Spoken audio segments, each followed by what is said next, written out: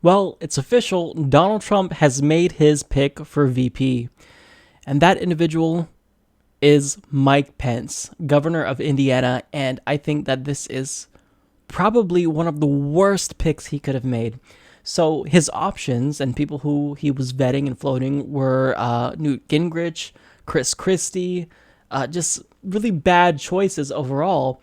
And then he ended up choosing Mike Pence, the worst of all those bad choices. Now, the reason allegedly why he chose Mike Pence is because he can appeal to social conservatives with Mike Pence, and also because he's kind of seen as more moderate and he could potentially work with Congress. But if you're Donald Trump, you don't pick an establishment candidate, you pick Rand Paul. That's it. I mean, if I were Donald Trump, there'd be no other option. It'd be Rand Paul through and through.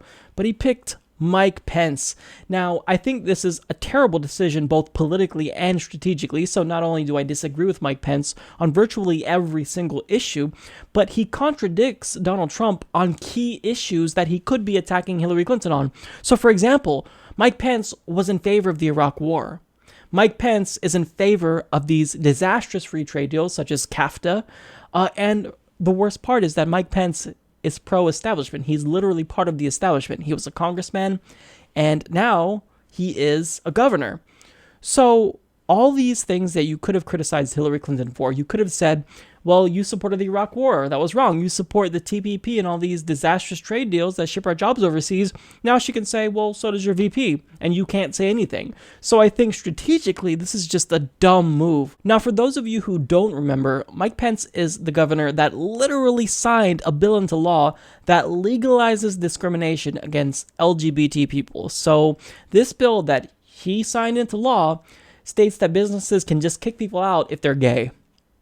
That's who Trump chose as his VP. Now, to embarrass himself even more, once businesses started to threaten to leave the state of Indiana, and once he got media scrutiny and backlash from everyone, well, then he started to walk it back and made a big fool of himself and started to call for the repeal of certain parts of the bill and to kind of make the language in the bill a little bit more kind to gay people. Oh, is he not merciful? Now, Mike Pence was also against the repeal of Don't Ask, Don't Tell, so he didn't believe that LGBT people deserve to serve openly in the military, and he's also in support of allowing businesses to be able to fire people that are gay. So he is just an asshole through and through to gay people. So I don't get why Trump would make this pick if he expects to still appeal to younger conservatives who are not socially conservative. They're fiscally conservative, but socially liberal, and who are anti-establishment. It just seems like a terrible pick. Now, Mike Pence isn't just an anti-gay asshole. He's bad on so many issues. So to give you some examples, he is staunchly anti-abortion and is even against stem cell research. So in that regard, he'll actually get along with Trump since Trump wants to literally punish women who get abortions.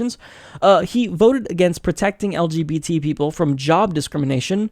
He supports a constitutional amendment to ban gay marriage.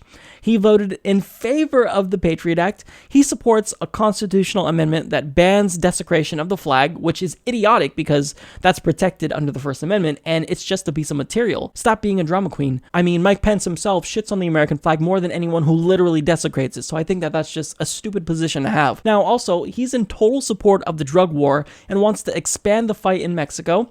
He supports prayer in schools.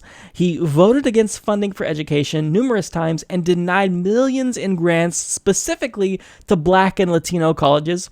He is against parental leave for federal employees. He is rated 100% by the Christian Coalition for his, quote, pro-family voting record, meaning he just hates gay people, and they applaud him for that. Now, he supports disastrous free trade deals like CAFTA, as I stated, and he literally voted against helping workers that lost their jobs due to globalization. He's in favor of a wall on the southern border. He is in favor of ending birthright citizenship and wants to report undocumented immigrants that go to the hospital. Let me just stop there and reiterate how extreme this position is. So if you're an undocumented immigrant, he's saying, well, if you need hospital help and medical attention, well, do you want to get deported? Well, if not, then die. That's what he's saying. He's against net neutrality, so he wants corporations to be able to create fast lanes and control and censor the internet. He voted to authorize military force in Iraq, and he believed that Saddam Hussein had weapons of mass destruction, which was a total lie. He also pushed for draconian marijuana penalties as governor in 2013. He supports mandatory minimums, and like Trump, he is against a free and open media because he literally tried to create a state-controlled media outlet for purposes of propaganda in Indiana. Now, besides him being on the wrong side of history on virtually every political issue, he's also stupid. So he said that smoking doesn't kill, and concerns about it were the product of, quote, hysteria from the political class and the media, and he alluded to the fact that he may be against evolution because while he wouldn't confirm that he believed in it, he said that he actually embraces the view that God created the heavens and the earth and the seas and all that's in them. How innovative. So you're denying science. Classy. Now, he also called global warming a myth and said that the world is cooler now than it was 50 years ago. Not true at all. The world is much hotter. In fact, we are seeing record years. 2014 was the hottest year on record, only to be outdone by 2015, and it looks like it's going to be outdone by 2016. So, politically, Mike Pence is terrible, worst case scenario, and strategically, this is just dumb. So any argument that Trump could use against Hillary Clinton, that she's the establishment, that she's pro-TPP, pro-disastrous trade deals, pro-Iraq war, you can't use it now because Hillary Clinton is going to say, well, your VP is in support of these deals. So the question is, why the hell would Trump pick Mike Pence and not someone like Rand Paul, who would actually get him the support of younger, socially liberal, fiscally conservative individuals in the country? Well, to answer that question, you gotta follow the money. So, according to The Hill, Pence is a proven fundraiser with deep ties to the billionaire GOP donors Charles and David Koch, and he hails from a Rust Belt battleground state in a region that might represent Trump's likeliest path to the White House. So I get the swing state, but I mean, are you surprised about Mike Pence's relationship with the Koch brothers? See, Donald Trump, from the very beginning, was trying to suck up to billionaires. He actually courted billionaire donors such as Sheldon Adelson, Paul Singer, the Koch brothers, but they rejected him.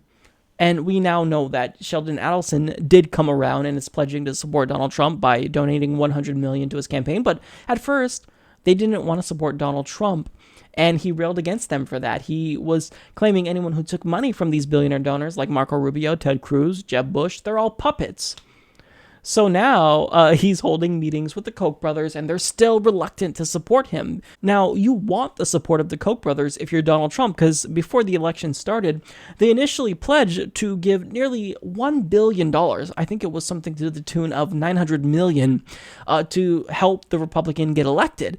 And they don't want Donald Trump. So by picking Mike Pence, well, maybe you can get closer to the money bank and Daddy Warbucks over there. So after being shot down by the Kochs and other billionaires time and again, Mike Pence might actually be Donald Trump's ticket to their wallet. So that's why he picked him. But I think that this is going to be detrimental to his campaign and really hurt him in the long run. So any Bernie Sanders supporter who would have voted for you because you're anti-establishment, you're going to lose them now. And furthermore, any younger Republican, now they're going to jump further to Gary Johnson. You just push them away.